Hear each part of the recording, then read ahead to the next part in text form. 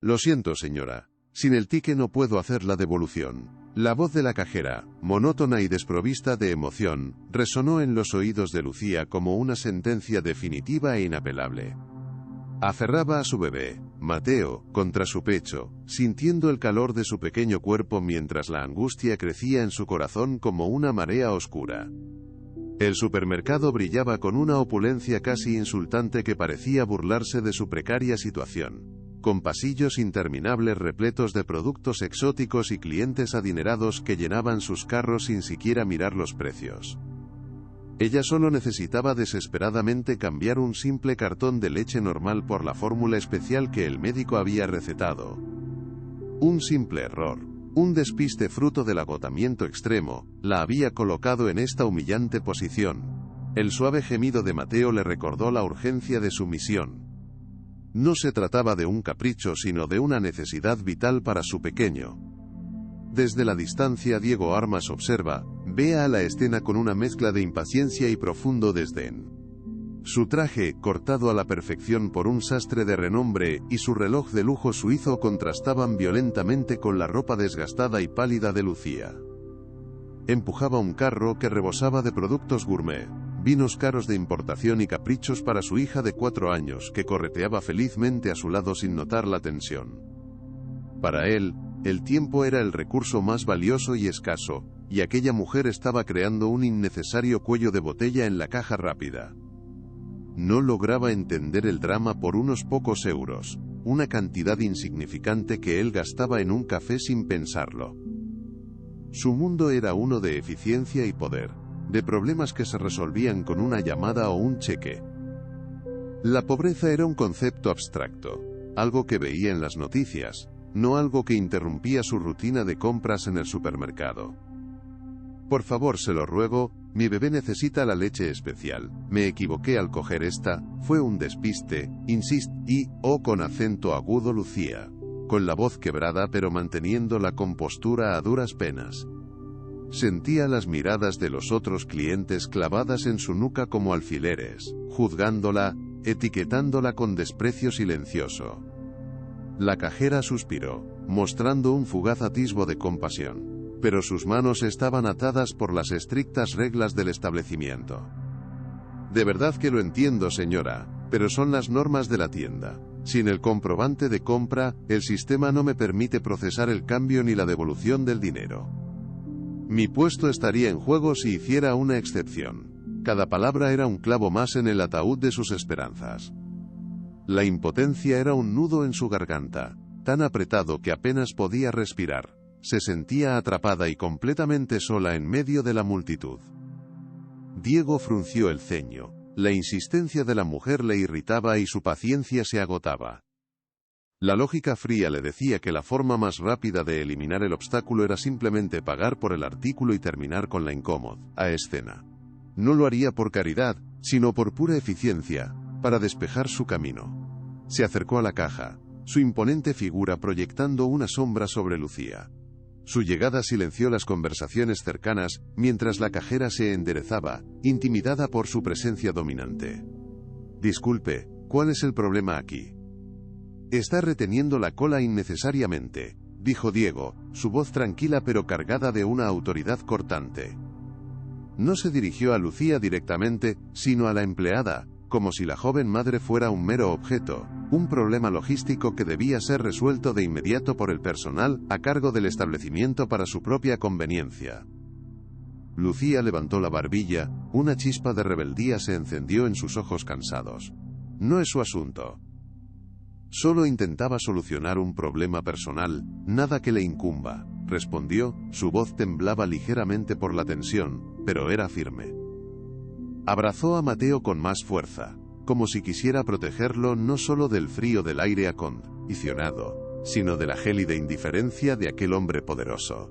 No iba a permitir que la humillara de esa forma, no delante de su hijo.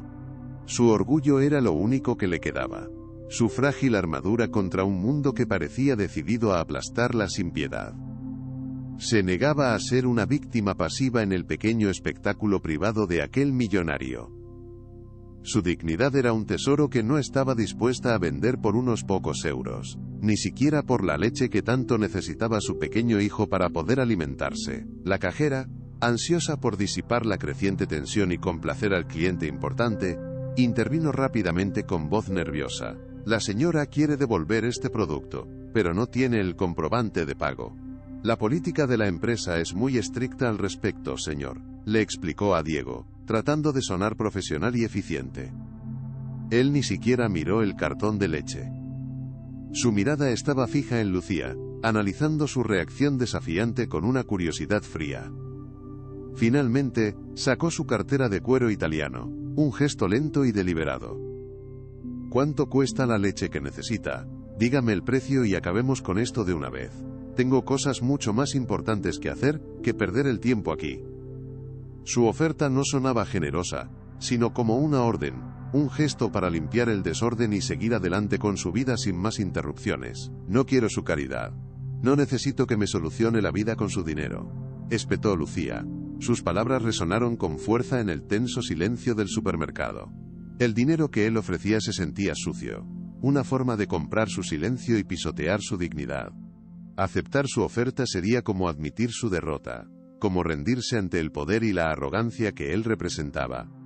Prefería enfrentar las consecuencias de su error, buscar otra solución por sus propios medios, antes que someterse a la limosna arrogante de un completo desconocido.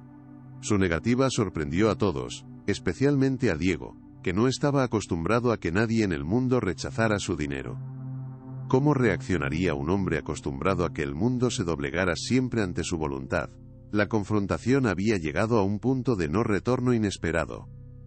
Un silencio denso y pesado se instaló en la caja. Diego guardó su cartera lentamente, su expresión facial era completamente indescifrable. Por primera vez desde que se había acercado, la miró de verdad, más allá de la ropa humilde y el bebé que acunaba en brazos. Vio la inquebrantable determinación en sus ojos, una fuerza silenciosa que le resultaba extrañamente perturbadora y admirable al mismo tiempo. El llanto suave de Mateo rompió el hechizo, un recordatorio inocente y urgente de lo que realmente estaba en juego en esa situación. Los otros clientes murmuraban entre ellos, algunos con una creciente simpatía por la joven madre, otros con visible impaciencia. La escena se había convertido en un pequeño drama público, una batalla silenciosa entre el poder del dinero y la fuerza del orgullo personal.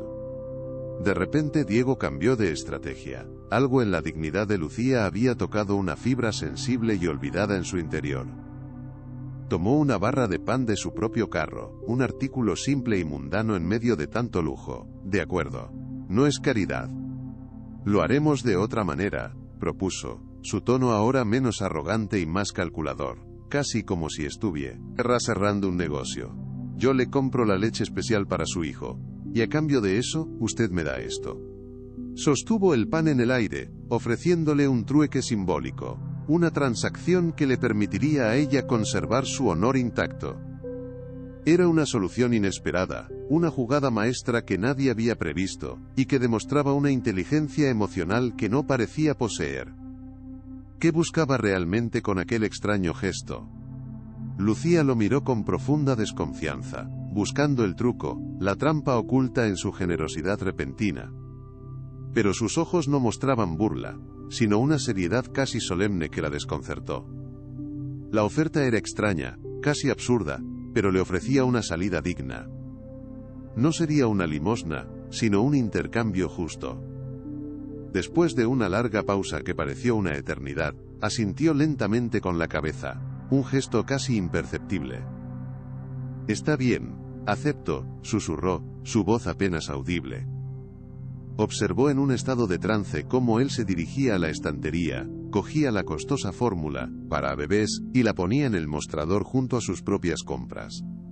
El alivio que sintió era inmenso, pero venía acompañado de una amarga punzada de humillación que no podía evitar sentir en lo más profundo de su ser. Diego pagó todos sus artículos con un rápido gesto de su tarjeta de crédito. La cajera, visiblemente aliviada, procesó la compra a toda velocidad. Él ignoró las bolsas que un empleado se apresuraba a llenar. Se giró hacia Lucía y le tendió la lata de fórmula, un gesto formal. Aquí tiene la leche para su hijo, dijo con seriedad. Luego, en lugar de darle el pan, le ofreció el largo y delgado papel que acababa de salir de la caja registradora. Le entregó el recibo. Y esto es para usted. El gesto era tan desconcertante y extraño, que Lucía se quedó paralizada por un instante, sin saber cómo reaccionar ante aquella inesperada conclusión de su encuentro. ¿Por qué le daba aquello en lugar del pan que habían acordado como parte de su extraño trato? Ella tomó el frágil documento, con los dedos temblorosos. Estaba ligeramente tibio por el contacto con la piel de él. Sus ojos recorrieron la larga lista de artículos impresos.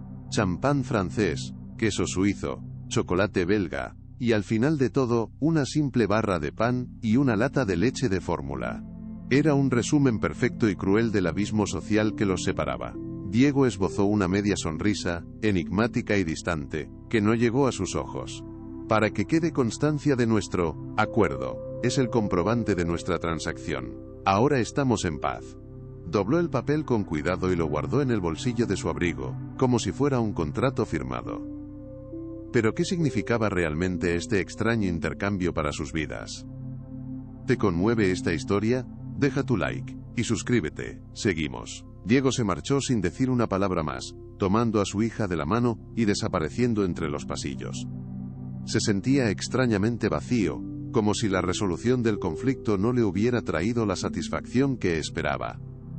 Se dijo a sí mismo que había actuado con lógica, pero la imagen de los ojos de Lucía, firmes y orgullosos, se negaba a desaparecer de su mente. Esa misma tarde, en su lujosa oficina con vistas a la ciudad, comentó el incidente con su abogado.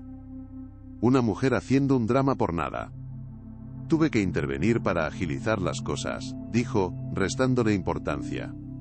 Su abogado, Martín, frunció el ceño. El orgullo en los pobres es peligroso, Diego. Déjame investigar quién es. Es mejor prevenir cualquier tipo de escándalo, con una pequeña compensación para asegurar su silencio. Lucía salió del supermercado sintiendo el peso de todas las miradas sobre ella, como si la marcaran con fuego. Se abrazó a su bebé y caminó rápido, con la cabeza gacha deseando volverse invisible.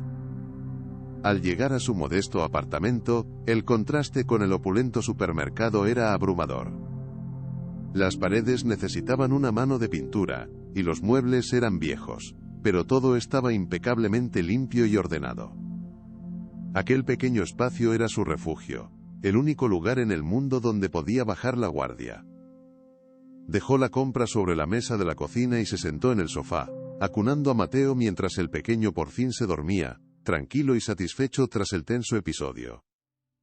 El silencio de la habitación era un bálsamo para su alma herida y su orgullo magullado. Con manos cuidadosas, preparó un biberón con la nueva fórmula. Mientras Mateo comía con avidez, una lágrima solitaria rodó por la mejilla de Lucía. Era una lágrima de inmenso alivio, de gratitud por poder alimentar a su hijo, pero también, con acento agudo de profunda tristeza y rabia por la humillación que había sufrido. Ver a su bebé sano y nutrido era lo único que importaba en el mundo, la razón de todos sus sacrificios. Se prometió a sí misma en ese instante que Mateo nunca conocería la clase de desesperación que ella había sentido esa mañana. Le daría un mundo lleno de amor, seguridad y oportunidades, sin importar cuántos obstáculos tuviera que superar para lograrlo. Su hijo era su única fuerza, y su mayor inspiración para no rendirse jamás. Justo en ese momento, su teléfono móvil sonó, sobresaltándola. Era una llamada de un restaurante de comida rápida, donde había hecho una entrevista la semana anterior. El corazón le dio un vuelco de esperanza. Señorita Lucía, habla el señor Gómez. Quería informarle que hemos decidido seguir adelante con otros candidatos, dijo la voz al otro lado, cortante. Buscamos a alguien con total disponibilidad horaria y sin distracciones personales. Entenderá que un negocio como el nuestro requiere compromiso absoluto y sin interrupciones. La palabra distracciones resonó en su cabeza como un eco venenoso. Sabía que se refería a su hijo. La esperanza se desvaneció tan rápido como había llegado, reemplazada por una fría y amarga desesperación que la dejó sin aliento. Angustiada, Lucía llamó a su única amiga Clara, para contarle entre sollozos todo lo que había sucedido. No puedo creerlo, Lucía, qué humillación tan grande. Ese hombre es un arrogante de primera, exclamó Clara, indignada por el episodio del supermercado. Y lo del trabajo es claramente discriminación por ser madre. No pueden rechazarte por eso, es ilegal. Lucía suspiró, sintiendo el peso del mundo entero sobre sus hombros. Lo sé, pero no tengo cómo demostrarlo. No tengo energía para pelear, Clara, solo quiero encontrar un trabajo estable para Mateo. Antes de colgar, su amiga le dio una seria advertencia. Ten mucho cuidado con ese millonario. La gente como él no hace nada sin esperar algo a cambio. Ese gesto, o del papel es raro, prométeme que te mantendrás alejada de él. La tarde trajo consigo una nueva humillación, esta vez más íntima y dolorosa. El casero, un hombre avinagrado, llamó a su puerta sin previo aviso. Vengo a por el dinero del alquiler. Llevas 2 semanas de retraso, dijo bruscamente. Sus ojos avariciosos se posaron en la lata de fórmula especial que estaba sobre la encimera. Una marca notoriamente cara. Su expresión se endureció visiblemente, llenándose de un desprecio mal disimulado. Veo que para lujos sí que tienes dinero. Para pagar el techo que cobija a tu hijo, ya es otra historia, ¿verdad? La acusación la golpeó como una bofetada. Intentó explicarle la situación, balbuceando sobre el encuentro en el supermercado, pero él no quiso escucharla ni un solo segundo. No me cuentes tus problemas personales, a mí nadie me regala nada, todo me lo gano con sudor, continuó el casero, su voz subiendo de tono con una crueldad deliberada. Tu irresponsabilidad no es mi problema, ama. O me pagas todo lo que me debes antes de fin de mes, o te pongo de patitas en la calle.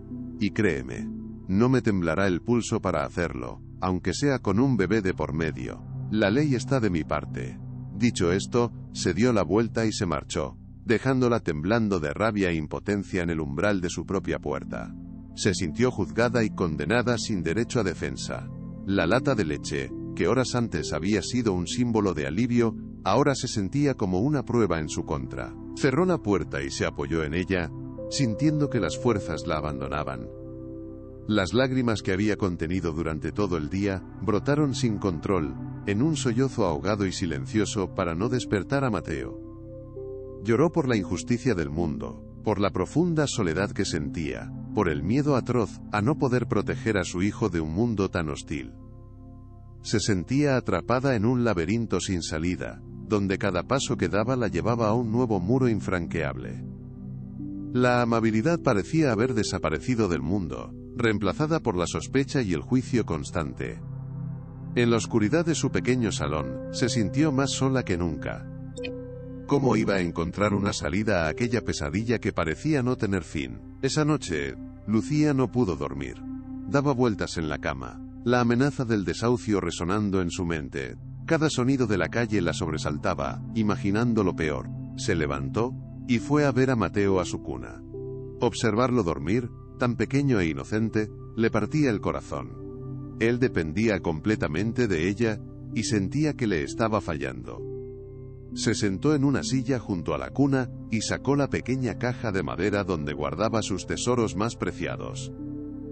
Dentro, junto a una foto de sus padres y el primer patuco de su hijo, estaba el papel doblado del supermercado. Lo cogió y lo miró a la luz de la luna que entraba por la ventana, preguntándose por qué ese hombre le había dado aquello. Al día siguiente, un mensajero entregó un sobre en su puerta. Dentro, había una carta con el membrete del bufete de abogados de Diego Armas y una suma de dinero. La carta, redactada en un tono frío y legalista, le ofrecía una compensación por las molestias ocasionadas, a cambio de su firma en un acuerdo do consumen e confidencialidad que le prohibía hablar del incidente. La oferta era un insulto, un intento de comprar su silencio y borrar su humillación con billetes. La rabia, pura y cristalina, la invadió. Cogió el sobre, marchó a la oficina de correos y se lo devolvió a Diego sin una sola nota. No quería su dinero sucio. Solo quería que la dejaran en paz. Pero sabía que su desafío no quedaría sin respuesta por parte de un hombre tan poderoso. Días después, mientras buscaba ofertas de trabajo en la biblioteca pública, encontró un viejo reportaje en vídeo en Internet. Hablaba del polémico cierre del orfanato de San Jacinto años atrás, por supuesta mala gestión. Mostraban fotos de los niños, rostros tristes y desamparados. Uno de ellos le resultó extrañamente familiar. Era un niño de unos 10 años, con una mirada desafiante y protectora, que abrazaba a una niña mucho más pequeña. Eran los mismos ojos que había visto en el supermercado. Eran los ojos de Diego Armas. La revelación la dejó helada, y no cosí, capaz de comprender la conexión. ¿Qué significaba todo aquello? ¿Era posible que el hombre que la humilló hubiera sufrido tanto de niño? La historia se complicaba por momentos de una forma inesperada. La respuesta de Diego a su rechazo no se hizo esperar, y fue mucho más cruel de lo que jamás habría imaginado. Recibió una llamada del gerente del supermercado, citándola para una reunión urgente. Al llegar, la recibieron con una hostilidad palpable. El gerente, un hombre de mediana edad con una expresión agria, la hizo esperar en su pequeña oficina. Cuando finalmente la atendió, no estaba solo. A su lado, un corpulento guardia de seguridad la miraba con una desconfianza que era casi una condena. Tenemos motivos para creer que usted sustrajo mercancía de la tienda el sábado. Su comportamiento en la caja fue muy sospechoso, dijo el gerente sin rodeos, lanzando la acusación como si fuera una piedra. Lucía se quedó sin aliento. ¿Qué? Eso es una mentira. Es una completa locura. Yo no he robado nada en mi vida. Jamás, exclamó. La indignación le dio fuerzas para defenderse. El gerente ni se inmutó. Las cámaras no mienten. Creó usted una distracción para que su cómplice pudiera actuar, insistió. Era una historia absurda, una invención malintencionada, y ella supo en ese instante quién estaba detrás de todo. Era la represalia de Diego Armas por haber rechazado su dinero. Esto es una calumnia. Exijo ver esas grabaciones. Exijo hablar con un abogado, gritó, desesperada. El gerente sonrió con suficiencia. Por esta vez, no presentaremos cargos, pero tiene prohibida la entrada a este establecimiento de por vida. El guardia de seguridad la escolta fuera de la tienda sin ninguna consideración. Regresó a su pequeño apartamento sintiéndose completamente derrotada, como si un camión invisible le hubiera pasado por encima. Se dejó caer en el sofá, vacía por dentro, con la mirada perdida. Mateo dormía en su cuna, ajeno al infierno que su madre estaba viviendo. Era por él, que tenía que ser fuerte. Se levantó y empezó a buscar entre sus papeles, revisando facturas y cartas viejas, buscando el número de algún servicio de asistencia legal gratuita. Al mover una pila de sobres, una hoja de papel delgada y doblada cayó al suelo. Era el documento del supermercado. Lo desdobló y releyó la lista de productos lujosos. Este maldito recibo era la prueba de su humillación, un símbolo de la crueldad de un hombre que jugaba con su vida. Lo guardó con rabia. La citación judicial llegó unos días después, fría y oficial. La amenaza del casero se había materializado. El día del juicio, el juzgado municipal se presentó como un lugar diseñado para aniquilar el espíritu, un mausoleo de mármol gris y silencio opresivo. Lucía se sentía como un insecto insignificante, sentada en un banco de madera tan duro que sus aristas se le clavaban. Frente a ella el juez, un hombre de rostro impasible, hojeaba los documentos con una rutina aburrida. A su lado, su abogado de oficio sudaba visiblemente.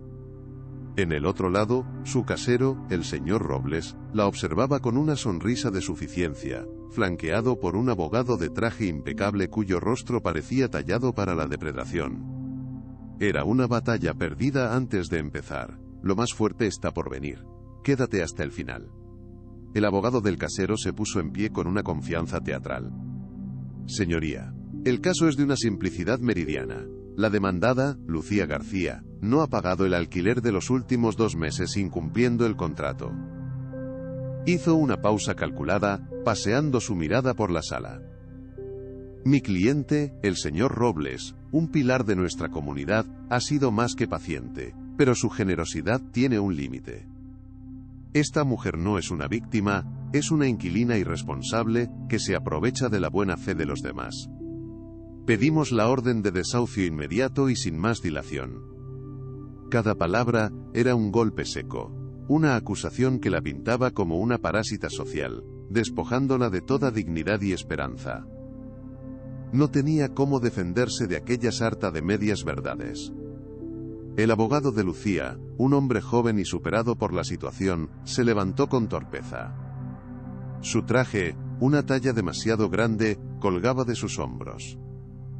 Su voz era un murmullo vacilante, Señoría, con el debido respeto, mi clienta es una madre soltera en una situación de extrema vulnerabilidad. Ha perdido su trabajo y todos sus esfuerzos se centran en cuidar de su bebé. Su defensa, basada enteramente en la compasión y no en la fría letra de la ley, era un error fatal. Ella no niega la deuda, señoría, solo pide un poco de tiempo, una prórroga humanitaria para poder encontrar un nuevo empleo y ponerse al día. Echarla a la calle con un niño tan pequeño sería una crueldad desproporcionada. El juez ni siquiera levantó la vista de sus papeles. Su rostro era una máscara de indiferencia. El juez finalmente alzó la cabeza, y sus ojos grises, fríos como el mármol, se posaron en Lucía por un instante. Señora García, entiendo su difícil situación personal. He visto cientos de casos como el suyo. Su tono era monótono, el de un funcionario que ha pronunciado las mismas palabras miles de veces. Sin embargo, este tribunal no está aquí para juzgar la moralidad, sino para aplicar la ley. El contrato de arrendamiento es vinculante. Si una de las partes no cumple, la otra tiene derecho a reclamar. Basándome en la evidencia presentada, y en la falta de pago documentada, me veo en la obligación de fallar a favor del demandante. La falsa resolución estaba a punto de caer sobre su vida como una guillotina, sellando su destino para siempre, y el de su hijo. Lucía sintió que el aire se solidificaba en sus pulmones. Las palabras del juez resonaban en su cabeza, confirmando su peor pesadilla. Iba a perder su hogar. El pánico se apoderó de ella, una ola helada que la paralizó. ¿A dónde irían? ¿Qué sería de ellos en la calle? Se sintió completamente sola, una pieza insignificante aplastada por un sistema que no veía personas, solo números y deudas. El martillo del juez estaba a punto de caer, un golpe de madera que sellaría su destino. Fue en ese preciso instante, cuando toda esperanza parecía extinguida, y el mundo se encogía a un punto negro, que las pesadas puertas de roble de la sala se abrieron de par en par con un estruendo que hizo vibrar el silencio. Un silencio desconcertado, casi eléctrico, se apoderó del tribunal. Todos se giraron al unísono para ver quién había osado interrumpir la sesión. En el umbral, recortada contra la luz del pasillo, se encontraba la figura alta e imponente de Diego Armas. Vestía un traje oscuro de corte perfecto que gritaba poder, pero su rostro no mostraba la arrogancia que Lucía recordaba. Había una seriedad sombría en su mirada, una determinación de acero que silenció los murmullos de la sala al instante. Caminó con paso firme por el pasillo central, sus zapatos caros resonando sobre el mármol. Se detuvo justo delante del estrado, y su mera presencia cambió por completo la atmósfera del lugar. ¿Qué demonios hacía él allí? Había venido a presenciar su caída definitiva. ¿Y usted quién es? ¿Qué significa esta interrupción?, preguntó el juez. Su tono era una mezcla de irritación y una evidente curiosidad. Era obvio que reconocía al famoso magnate, pero el protocolo exigía la pregunta formal. Diego no desvió la mirada. Mi nombre es Diego Armas, y le pido disculpas por mi intromisión, señoría. Sin embargo, tengo información crucial y pruebas irrefutables que están directamente relacionadas no solo con este caso, sino con la verdadera naturaleza del demandante, el señor Robles. Su voz era tranquila, pero estaba cargada de una autoridad que ni siquiera el juez pudo ignorar. Lucía lo miraba con una mezcla de shock, miedo y una diminuta, irracional chispa de esperanza. Su aparición era tan improbable que parecía un sueño. El abogado del casero saltó de su asiento. Protesto enérgicamente, señoría, esto es completamente irregular y una burla al procedimiento legal. El señor Armas no tiene ninguna relación con este caso. Esto no es más que un intento descarado de manipular a este tribunal usando su fama y su fortuna para intimidarnos, exclamó, su voz aguda teñida de pánico. El juez lo silenció con un gesto seco, su interés claramente avivado. La intriga había vencido a la burocracia. Miró a Diego con una atención renovada, sus ojos grises ahora llenos de expectación. Señor Armas, esa es una afirmación extraordinariamente seria. ¿Qué tipo de pruebas dice tener que puedan ser relevantes para un simple caso de impago de alquiler? La pregunta flotó en el aire, cargada de tensión. Señoría, ¿esto no es un simple caso de impago? Es el último acto de una larga historia de avaricia, crueldad y corrupción perpetrada por el hombre que se sienta ahí, comenzó Diego, señalando a Robles.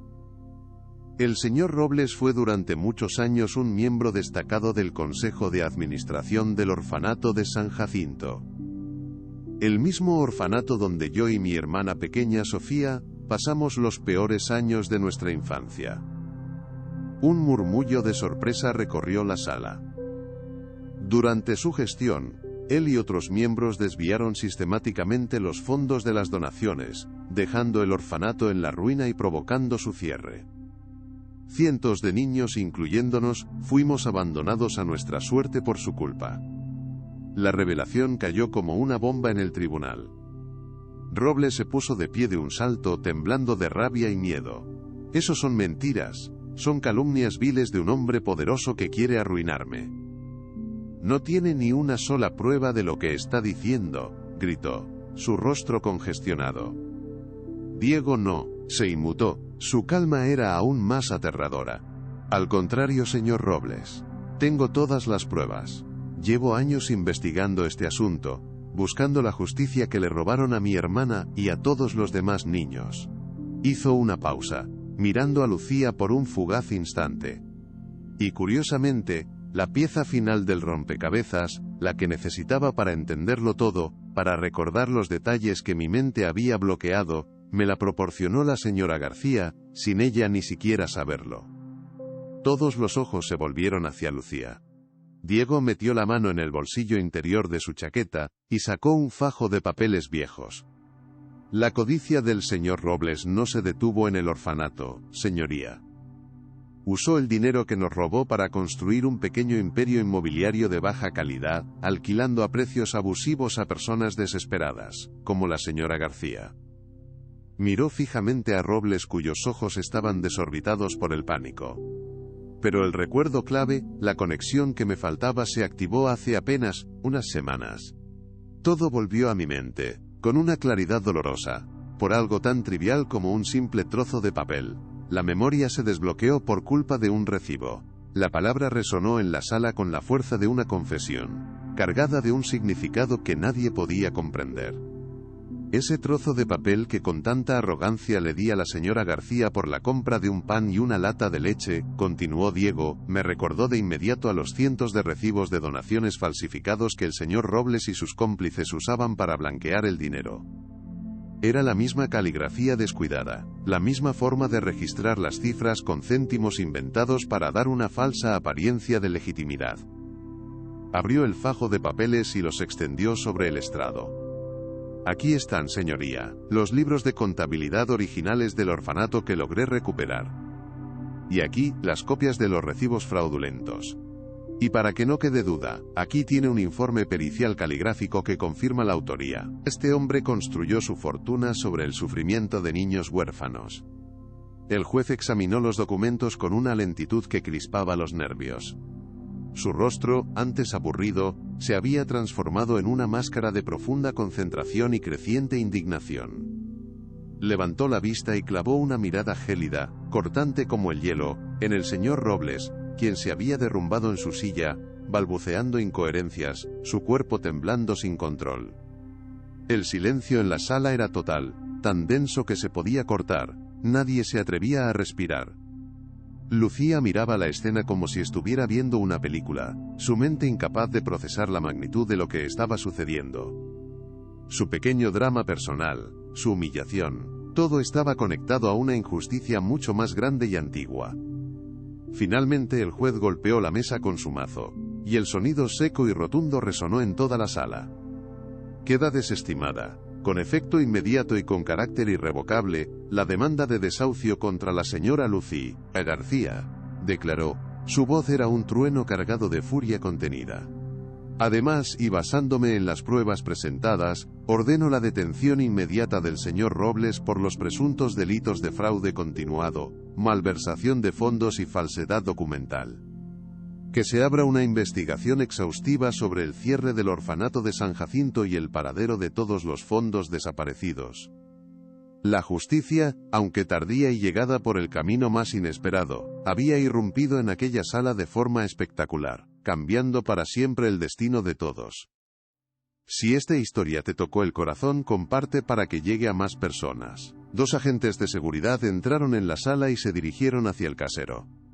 Robles ahora lloraba abiertamente, un hombre patético y derrotado. Lo levantaron de la silla sin delicadeza, y le pusieron las esposas mientras él seguía negándolo todo con una voz quebrada. «Es un error. Él miente», gritaba mientras se lo llevaban. Su costoso abogado recogió sus cosas a toda prisa, evitando la mirada de todos. La sala comenzó a vaciarse lentamente, entre murmullos de asombro. El pequeño juicio de desahucio se había convertido en el escándalo del año. La verdad por fin había salido a la luz, y era más terrible y enrevesada de lo que nadie hubiera podido llegar a imaginar. Lucía permaneció sentada en su banco temblando de pies a cabeza, mientras las lágrimas de un alivio inmenso corrían libremente por sus mejillas. No eran de tristeza, sino de pura liberación. Había recuperado su hogar y su dignidad. Diego Armas se acercó cuando la sala quedó casi vacía, y para su asombro se arrodilló frente a ella.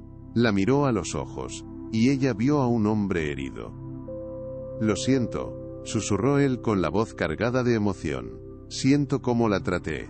Cuando la vi luchar con tanto orgullo por su hijo, me vi a mí mismo, vi a mi hermana, y sentí una vergüenza inmensa del hombre en el que me había convertido».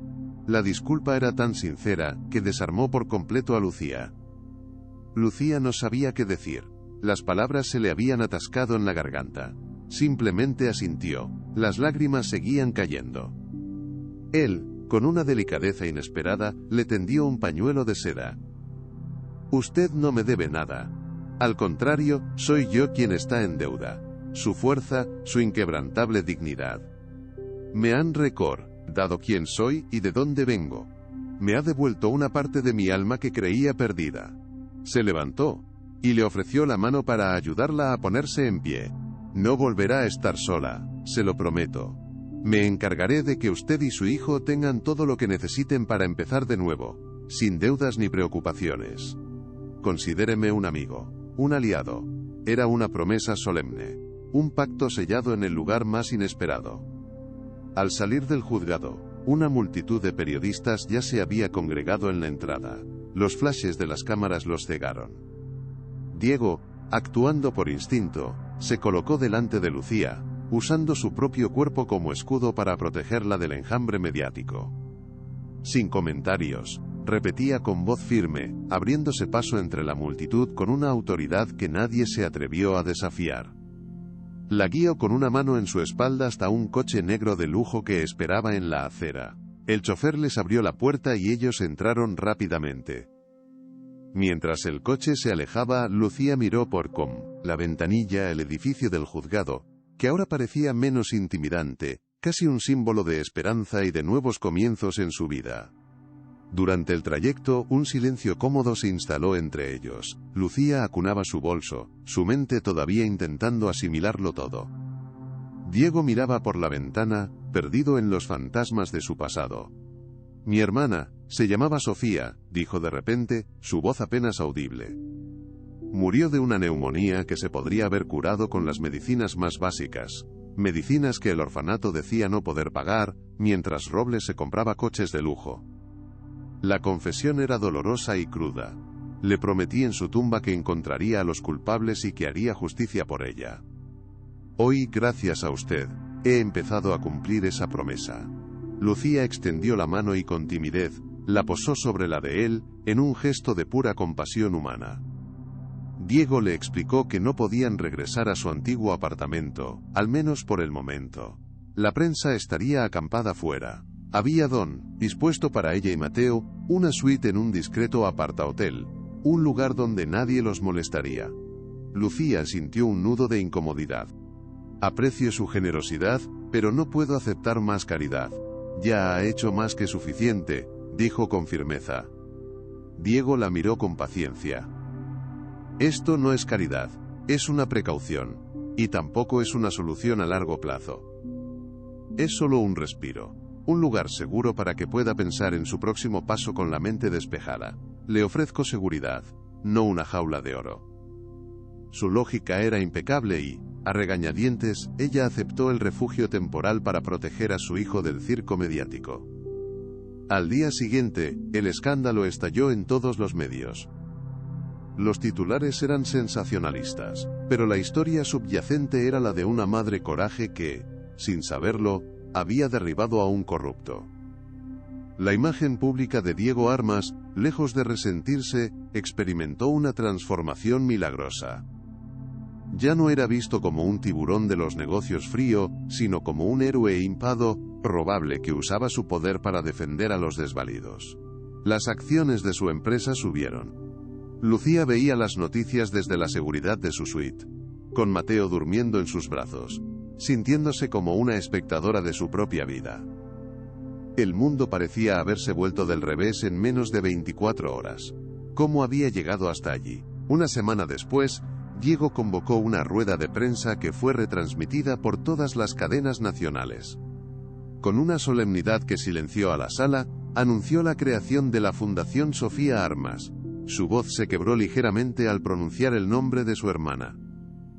Esta fundación será financiada íntegramente por mi patrimonio personal, declaró. Su única misión será proporcionar apoyo integral a madres solteras en situación de vulnerabilidad, vivienda digna, asistencia legal gratuita y formación profesional. Porque ninguna madre debería tener que elegir entre alimentar a su hijo y mantener un techo sobre su cabeza. Y ninguna mujer debería ser humillada por luchar por su familia. Sus palabras resonaron en todo el país. Durante la misma conferencia, Diego hizo algo que nadie esperaba. La inspiración para este proyecto no vino de un estudio de mercado, vino de una mujer de una valentía y una dignidad extraordinarias, cuyo nombre es Lucía García. Mencionarla públicamente fue un riesgo, pero también un acto de profundo respeto. Ella me recordó que detrás de cada estadística hay un rostro humano. Invitó a Lucía a unirse al consejo directivo de la fundación. No como un gesto simbólico, sino porque su experiencia y su fortaleza son los activos más valiosos que esta fundación podría tener. Ella será nuestra brújula moral. La oferta era una oportunidad real, no una limosna. Era un trabajo, un propósito, una nueva vida. Lucía aceptó el puesto sin dudarlo. Por primera vez en años, sintió que su vida tenía un rumbo claro, un significado que trascendía su propia supervivencia. Se sumergió en el trabajo con una pasión que impresionó a todos. Su primera gran propuesta fue audaz: comprar el edificio del antiguo orfanato de San Jacinto, que llevaba décadas abandonado y en ruinas. No podemos borrar el pasado doloroso, le dijo a Diego, pero podemos transformarlo. Podemos convertir un lugar de sufrimiento en un faro de esperanza. Que donde hubo abandono, ahora haya acogida. Diego la miró con una admiración que iba más allá de lo profesional. La idea era brillante, poética y profundamente sanadora. El proyecto se aprobó de inmediato, sin ninguna objeción. La renovación del viejo edificio fue un proceso largo y laborioso, pero simbólico. Los muros grises y desconchados fueron derribados para dar paso a paredes de colores vivos y grandes ventanales que inundaban las estancias de luz. El patio sombrío se convirtió en un jardín exuberante con columpios. Cada ladrillo que se ponía era un acto de reparación, cada capa de pintura una promesa de un futuro mejor. Lucía supervisaba cada detalle, asegurándose de que el nuevo centro fuera un lugar verdaderamente acogedor, un hogar para quienes no lo tenían. ¿Podría este lugar redimir realmente tanto dolor acumulado durante años? La respuesta parecía estar en el aire, llena de una promesa palpable y creciente que contagiaba a todos los que trabajaban allí. El día de la inauguración del Centro Comunitario Sofía Armas fue un evento lleno de emoción. En la fachada, una sencilla placa de bronce rezaba: en memoria de Sofía Armas y de todos los niños que merecían un futuro mejor. Diego desveló la placa con lágrimas silenciosas. Luego, cedió la palabra a Lucía. Ella subió al estrado, no como la mujer asustada del supermercado, sino como una líder serena y segura. Hoy no inauguramos solo un edificio, dijo, su voz clara resonando en el jardín. Inauguramos una promesa. La promesa de que nadie tiene por qué enfrentarse a la adversidad en soledad. Este centro es la prueba de que de las cenizas del dolor puede nacer la más bella de las esperanzas. Su mirada se encontró con la de Diego, sellando su vínculo para siempre. 5 años después, la Fundación Sofía Armas era un faro de esperanza en la ciudad. Había proporcionado vivienda segura y empleo digno a más de 300 familias monoparentales, rompiendo el ciclo de la pobreza para cientos de niños. El antiguo orfanato, renacido como el Centro Comunitario Sofía Armas, era un hervidero de vida. Lucía, ahora directora general, caminaba por los pasillos con una serenidad que nunca antes había conocido. A su lado Mateo, un niño de 5 años sano y lleno de risa, corría hacia los brazos de Diego, a quien llamaba con cariño tío Diego. Juntos, los tres formaban una familia poco convencional, unida por la convicción de que un solo acto de bondad puede cambiar el mundo para siempre. Al final, la historia de Lucía y Diego no fue un relato sobre el dinero o el poder, sino sobre la conexión humana en su forma más pura y transformadora. Demostró que la verdadera riqueza de una persona no se mide por las posesiones que acumula ni por las cifras en sus cuentas bancarias, sino por la compasión que es capaz de mostrar. Un simple gesto, una mirada atenta en el momento adecuado, puede desenterrar injusticias olvidadas y construir un legado de amor que perdure por generaciones. La verdadera fortuna reside en tener un corazón que sepa ver el dolor ajeno y que no dude en actuar para aliviarlo, creando un futuro mejor para todos.